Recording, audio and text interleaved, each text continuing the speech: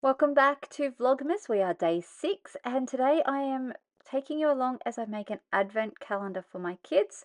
I've pulled out this box from Mel Science. It's actually a homeschool science kit, and I'm going to be using it as the base to make a cute little village setup for posting an envelope every day for their advent activity. I do try and do something different every year for their advent calendar. And this year I've actually got space to do something fun, so this is what I've decided to do. So here I am, I'm just marking out I've drawn a line for the base of it. I'm just marking out some roofs that I'm going to then sketch out to make the whole thing. I have decided to do 3 different buildings in this little village. So there will be a post office in the middle because I'm going to be posting their activity. So a post office felt like the obvious solution. And then just a couple of skinnier buildings either side to create the village atmosphere. So I'm just adding some chimneys. So it really felt like an actual building and kind of just created the little details that make it feel a little bit more magical, like a little Christmas village for our advent calendar. Then when it came time to cutting it out, I probably should have used an X-Acto knife, but I don't know where it was at the time. It wasn't within reach and my scissors were, so it wasn't perfect, but truth be told, I don't know if this project will actually survive past this Christmas.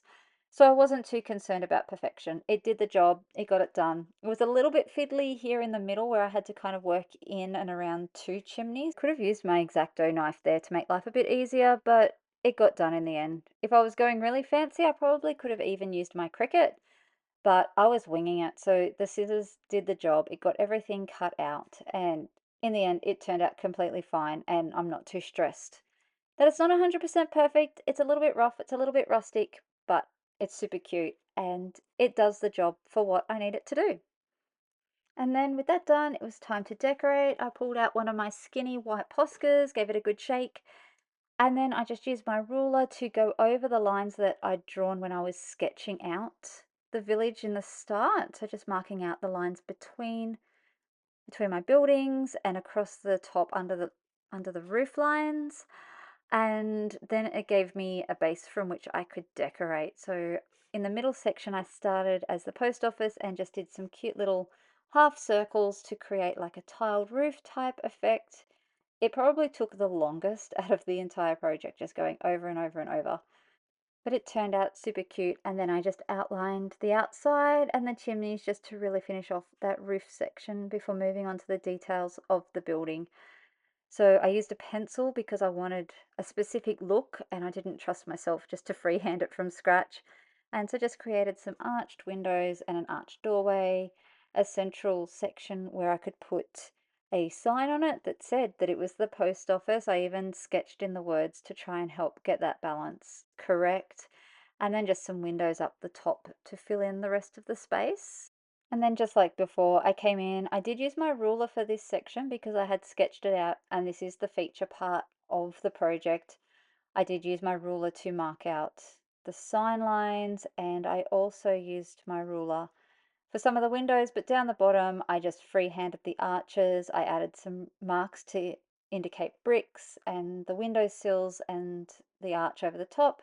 I did also freehand in a double door to go in the center there, and then I used my ruler again just to finish off those top sections. Kept them really nice and simple, just basic, and then I added some brick lines again, and then I just totally freehanded the right hand little terrace apartment building, added some windows and some double doors, a little dormer window up the top.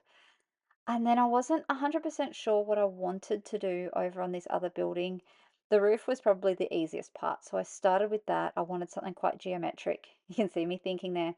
I decided to add a Christmas tree because it's a Christmas village, and then I still felt really confused, so I'm just like, maybe it's just keep it really simple. So I just made like a big shop window and then a couple of larger office style windows, I guess.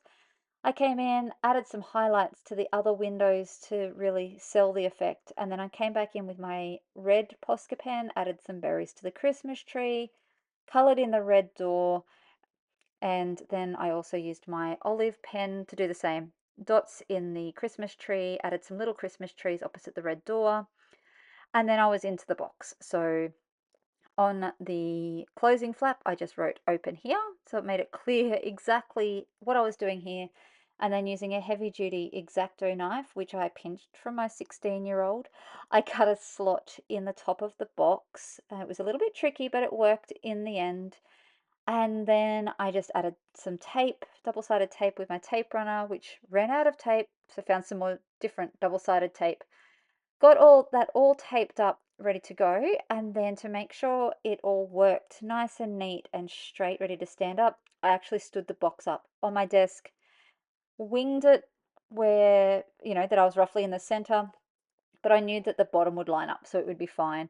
And then I could put it down and I rubbed it in, and then I just needed to make the envelopes, so I just trimmed some cardstock down to size. I picked the size using the chart on my envelope maker, so I have the We Are Memory Keepers envelope punch board, which I think is actually the Stamping Up edition.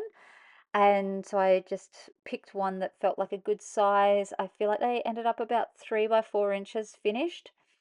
And so, yeah, so I trimmed it down to a square, came through, punched, scored, and I haven't used this board in years and I forgot how much fun it is. I used to use it all the time. So even though I do have a Cricut, sometimes the simple, basic tools that I've had for years before I had a Cricut are still the ones that I reach for and that are perfect for projects like this. Then I used the last of my cardstock to make 3 more so I can get ahead on setting up my activities, and it's done, set up next to my nativity set and my craft trolley for the month.